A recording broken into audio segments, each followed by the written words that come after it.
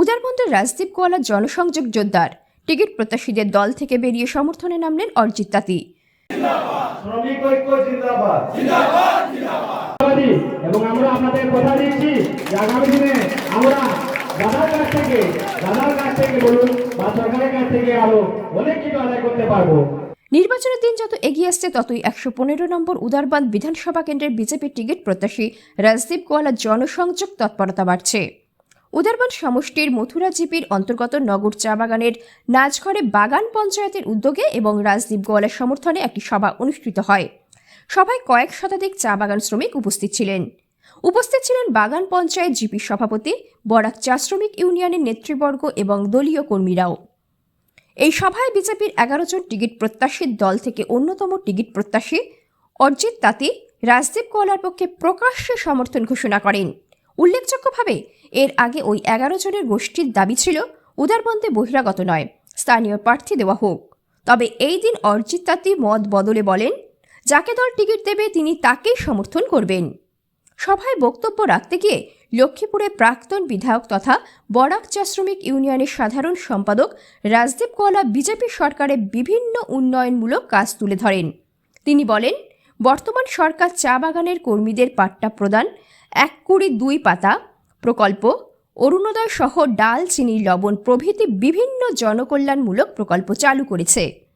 রাজদীপ গোয়ালা আরও বলেন, উন্নয়নের স্বার্থে বিজেপি সরকার সকলের প্রয়োজন এবং নির্বাচনে দল যাকে টিকিট দেবে তাকেই ঐক্যবদ্ধভাবে সমর্থন করার আহ্বান জানান তিনি।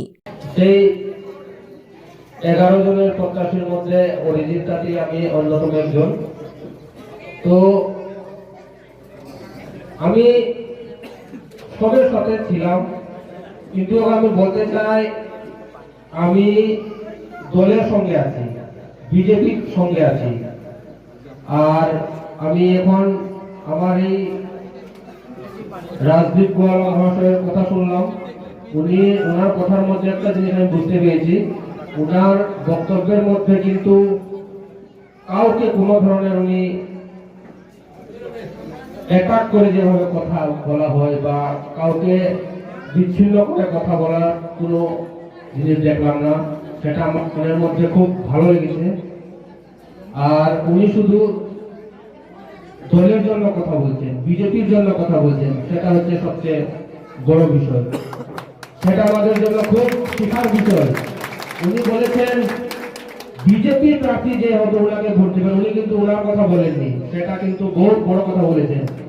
ওনার মধ্যে একটা জিনিস আছে, দলকে বাঁচিয়ে রাখতে হবে, তাহলে আমরা কিন্তু সব এগিয়ে যাব, সেটা আমার মনে খুব ভালো লেগেছে। তাই আমি বলতে চাই, বিজেপি যাকে প্রার্থী করবে আমি ওনার সঙ্গে আছি, আমি বিজেপির এগেইনস্টে আমি যাইতে পারবো না।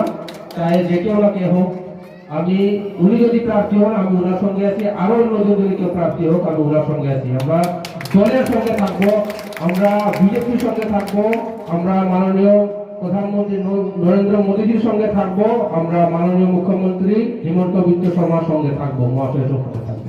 তাই এই কথা আমার বলার ছিল। আর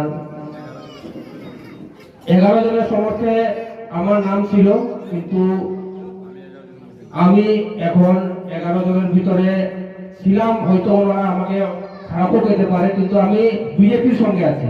আমি বলেছি বিজেপির সঙ্গে আছি, আমি দলের সঙ্গে আছি, দল যাকে প্রার্থী করবে আমি ওনার সঙ্গে আছি। এগুলো আমি কথা শেষ করলাম। ধন্যবাদ।